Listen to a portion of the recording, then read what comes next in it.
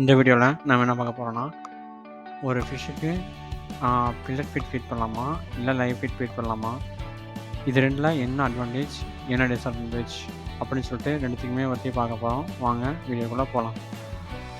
First வந்து நீங்கள் வந்து பில்லட் ஃபீட் ஃபீட் பண்ணுறீங்கன்னா, அதில் இருக்க ரொம்ப ரொம்ப மெயின் அட்வான்டேஜ் வந்து அது வந்து ரொம்ப ஈஸியாக கிடைக்கும். இதுதான் ரொம்ப ரொம்ப மெயினான ஒரு அட்வான்டேஜ். நீங்கள் ஜஸ்ட்டு கடையில் போய் வாங்கிட்டு வந்து அதை 1 மாதமோ இல்லை 2 மாதமோ நீங்கள் ஸ்டோர் பண்ணி தாராளமாக உங்கள் ஃபிஷ் வந்து ஃபீட் பண்ணலாம். எந்த ஒரு பிரச்சனையும் வராது. இதை வந்து யார் அதிகமாக யூஸ் பண்ணணும் அப்படின்னு பார்த்தீங்கன்னா, உங்களுக்கு டைமே இல்லை, உங்களுக்கு வந்து ஃபிஷ்ஷு ஃபீட் பண்ணணும் ஆனாலுமே உங்களுக்கு டைமே இல்லை அப்படின்னா, நீங்கள் தாராளமாக இந்த பில்லட் சைட் போடலாம். இது வந்து ரொம்ப ரொம்ப அட்வான்டேஜான ஒன்று. அது மட்டும் இல்லாமல் நீங்கள் பில்லட் வாங்கும்போது கொஞ்சம் நல்லா ஹெல்த்தியாக இருக்கிற மாதிரி பில்லட்ஸாக பார்த்து வாங்கிக்கோங்க. அப்படி இல்லை, எனக்கு கொஞ்சம் டைம் இருக்குது அப்படின்னா, நீங்கள் தாராளமாக ஒரு லைவ் ஃபீட் சைட் போடலாம். லைவ் ஃபீட் சைடில் என்ன ஒரு அட்வான்டேஜ்னு பார்த்தீங்கன்னா, இதில் வந்து நியூட்ரிஷன்ஸ் ரொம்ப ரொம்ப நிறையா இருக்குது.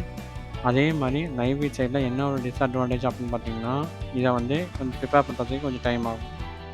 அதுதான் இந்த லைவ் ஃபீட் சைடில் இருக்க ஒன் ஆஃப் த பெரிய பெரிய டிஸ்அட்வான்டேஜ். அது மட்டும் இல்லை, அதே அட்வான்டேஜை பார்த்தீங்கன்னா, இதுக்கு வந்து ரொம்ப ரொம்ப அதிகமான நியூட்ரிஷன்ஸ் இருக்கனால உங்கள் ஃபிஷ் வந்து ரொம்ப ரொம்ப ஹெல்த்தியாக இருக்கும்.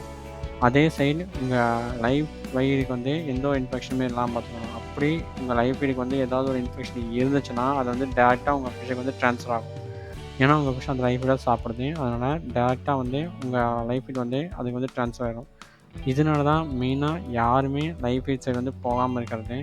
உங்களால் இந்த இன்ஃபெக்ஷன் வராமல் பார்த்துக்க முடியும், உங்கள்கிட்ட ஸ்பேர் பண்ணுறதுக்கு கொஞ்சம் டைம் இருக்குது அப்படின்னா, நீங்கள் தாராளமாக உங்கள் ஃபிஷ்ஷுக்கு வந்து லைவ் ஃபீடு ஃபீட் பண்ணுறதை நான் ரெக்கமெண்ட் பண்ணுவேன்.